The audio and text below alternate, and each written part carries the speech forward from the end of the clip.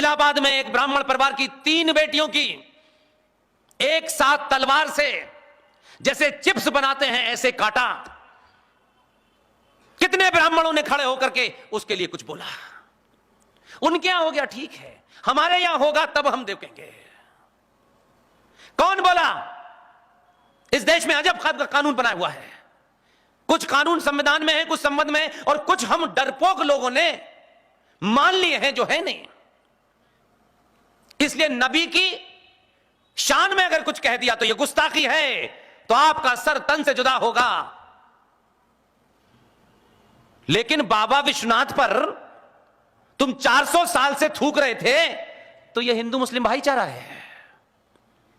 इस पे बोलने पे धारा लगेगी। क्यों भाई? कहां है धारा? हमको बताओ। और अगर धारा है और कानून है तो आप सजा दीजिए, या आपने खुली छूट दे दी है कि कहीं निकिता को मारेंगे, कहीं अंकिता को मारेंगे, कहीं रूपेश पांडे को मारेंगे, कहीं कृष्ण भड़वार को मारेंगे, क्योंकि आपको लगता है कि कानून यही चलेगा। तो माफ कीजिएगा, सोए हुए लोगों को मत जगाओ। लेकिन आप नहीं जगे तो कहीं 35 टुकड़ों में मिलेंगे, कहीं 20 टुकड़ों में मिलेंगे। आपके लिए 1 मिनट की वो खबर होगी और आप सो जाएंगे। आग आपके दरवाजे पे खड़ी हुई है। आपकी बेटी पढ़ने जाती है, वापस आ जाती है, तो आपको लगता है आज का दिन सफल रहा। आप टैक्स देंगे, आप कानून मानेंगे, सब कुछ आप करेंगे। उसके बाद यह स्थिति है। जिनके टैक्स का कहीं कोई रोल ही नहीं है, उन्होंने कानून को नहीं माना, आपने मान लिया। कानून अनाउंस हुआ, आपने मान लिया, उन्होंने नहीं माना। कहां कानून बना कि 2 बच्चे पैदा करने चाहिए? कहीं बना था कानून? ये एक स्लोगन था, दीवारों पर लिखा रहता था, हम 2 हमारे 2, यही था। लेकिन आपको तो आधुनिक दुनिया के साथ, आधुनिक का मतलब बड़ी कार, बड़ा मकान, बड़ी डिग्री, बड़ा पैसा, इसके अलावा आपकी आधुनिकता की कोई परिभाषा तो है नहीं। उस भीड़ में आप लगे रहे, लिहाजा आपने वो चीजें चुनी जो उन्होंने नहीं चुनी। उनकी गिनती जो भी हो, उन्होंने कभी भी संसद में 300 एमपी जिता करके अपने लिए कानून बनाने के लिए नहीं सोचा। वो ये जानते थे कि इनके बीच में दलाल और बिकाऊ लोग हैं, इनको खरीदो, इनकी मेजॉरिटी संसद में होगी, कहीं भी होगी। उन दलालों को खरीद करके बस प्रॉपर्टी एक्ट बनाया, 1991 का कानून बनाया, वक्फ प्रॉपर्टी एक्ट बनाया, मुस्लिम पर्सनल लॉ बोर्ड बनाया, सच्चर कमीशन 5,500 करोड़ का अलग से चल रहा है। आप लगे हुए हैं, मेरे बेटे को रिजर्वेशन नहीं मिल रहा, मेरे बेटे को सरकारी नौकरी नहीं मिल रही। आप रोते रहिए, कोई नहीं सुन रहा आपकी। वो नहीं रोए, वो इस चिंता में नहीं पड़ा कि सरकार हमें नौकरी देगी तो हम करेंगे। उन्होंने कहा दूसरा रास्ता निकाल लेते हैं, क्योंकि आपने अपने बेटे बेटी के अंदर अपनी जाति के हिसाब से एक सुपीरियरिटी कॉम्प्लेक्स भर दिया है कि ब्राह्मण का बेटा सब्जी कैसे बेच सकता है, ठाकुर साहब का लड़का मैकेनिक कैसे बन सकता है, वो तो पैदाइशी भी, उसको तो गवर्नर ही बनना है। ये आपने सोचा।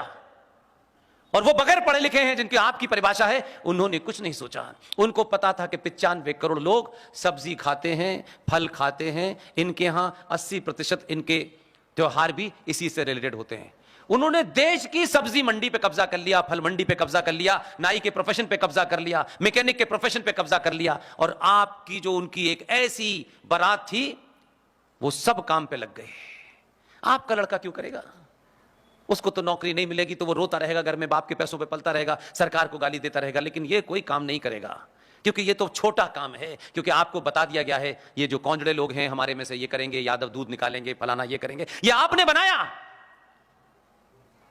और वहां रह करके खड़े होकर के उन्होंने सत्ता के सामने, उन्होंने कभी नहीं कहा हम 2 हमारे 2। ये आपका स्लोगन था, उनका स्लोगन था हम 2 बाकी तुम गिन लो, ये उनका था। अब आप कहते हैं उनके 18 हैं, तो भाई आपसे पूछ रहे हैं। और ऐसा नहीं था कि हमने, ये कोई नई बात हो। आप सब सुभाष चंद्र बोस को जानते हैं। सुभाष चंद्र बोस 14 भाई बहन थे, उनको नहीं पता था ये नारा। 14 में से 13 को कोई नहीं जानता, एक ही को पूरी दुनिया जानती है।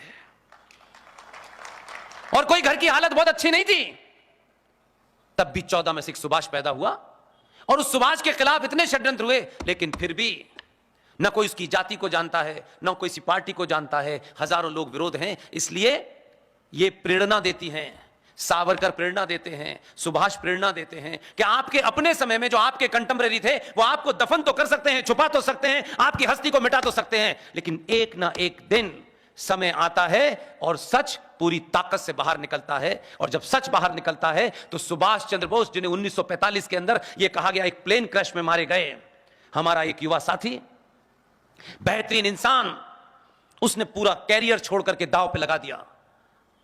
बहुत अच्छी तनख्वाह थी उसकी, जर्नलिस्ट है, सब छोड़ दिया। उसको यह सनक सवार हो गई, मुझे यही कर। एक आदमी की, कोई ऐसा नहीं 50 साल का, 30-35 साल का लड़का, अच्छी नौकरी छोड़ दी उसने, मुझे यही करना है, और उसने करके दिखा दिया। चिल्ला चिल्ला के कहा सत्ता के सामने कि सुभाष 1945 में नहीं मरे, अगर मरे हैं तो सरकारी रिकॉर्ड के अंदर 1958 तक उनके घर की जासूसी क्यों हो रही थी। जिस दुनिया में कहीं 10 मिनट के लिए भी अगर सुभाष चंद्र बोस गए हो, उस लड़के ने उस देश में जाकर के उनके वो कागजात, वो स्टोरी वहां से लाया। उस लड़के को जानते हैं आप, क्या नाम है? आप अगर जान जाएं और अपनी बातचीत में कभी उसका जिक्र करें तो, क्योंकि इसका प्रभाव मुझ पे पड़ता है इसलिए मैं कह रहा हूं ये बात, तो उसको ये खुशी होगी। वो कलकत्ता में है इस वक्त, लगातार सीरीज चला रहा है, उसे पता चलेगा कि उज्जैन में रात के 11 बजे भी उसका जिक्र हो रहा था, उसका सीना चौड़ा हो जाएगा। अनुज धर ने कुछ नहीं कहा, कहा कि ये जो क्लासिफाइड कागज हैं जिसे गुप्त रखा गया है भारत सरकार ने, उसने सारी ताकत दी, किसी सरकार के पास नहीं गया, नेता नहीं बना, इससे जाओ, किसी से नहीं बोला, अपनी बात कहता रहा। जो उसका काम था उसने करके रिसर्च सौंप दी। उसने कहा कि मैं सिर्फ देश की सत्ता से एक ही बात कहना चाहता हूं कि इन कागजों को सार्वजनिक कर दीजिए, बस। इतनी आवाज लगाई कि गुजरात वाले ने बुला लिया उनको और कहा कि जाएं बस आप। और एक दिन कागज सारे सार्वजनिक हो गए। उन सार्वजनिक कागजों में से जो बाहर जिन निकला, उसका असर यह हुआ कि हम तमाम सारे लोगों ने खड़े होकर के ये मांग की, और हम मांग करते उससे पहले एक बड़ी घटना इस देश में घटी है। ऐसी घटनाओं को सनातन नहीं देखता, ये घटनाएं हमारे इतिहास के मील के पत्थर साबित होंगे।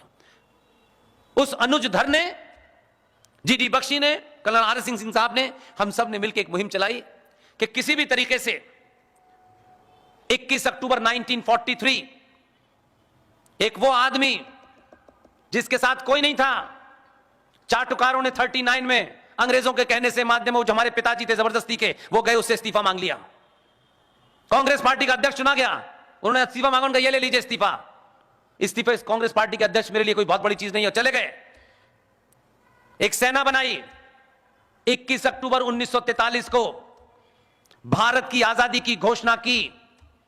आपको ताज्जुब होगा और हमें अपने ऊपर थोड़ा शर्म भी आएगी कि हम कैसे डरपोक लोग थे यार, या कितने बड़े लालची लोग थे।